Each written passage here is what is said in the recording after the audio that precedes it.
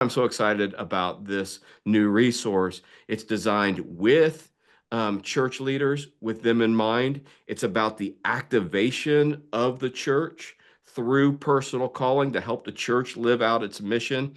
And it's the most intentional we've ever been in really connecting the dots of all the things that we've talked about there.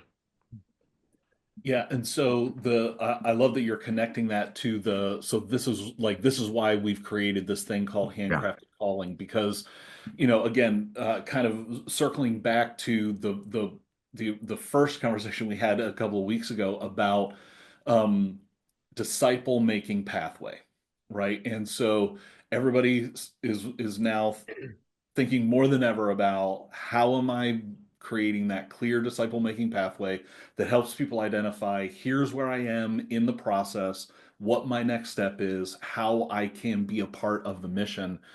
And yeah, I think the kind of that light bulb moment of we too often in our attempt to grow the influence of the church and grow the ministries of the church, we're actually expecting people to leapfrog to short circuit a few Right. of those steps. Right. And that's why you're struggling to get those volunteers, and that's why because we've skipped a few pieces there.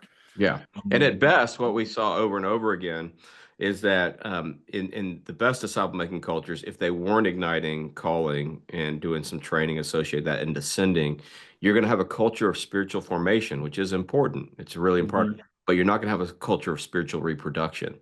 got And it. that's the big difference, not just disciples, but disciples who make disciples who make disciples. And, igniting calling and doing some training for the sending is really what differentiates spiritual reproduction from spiritual formation. Spiritual formation is my ongoing personal development as a disciple of Jesus. But when I really start thinking about my impact on the world, I've got to move beyond spiritual formation to spiritual reproduction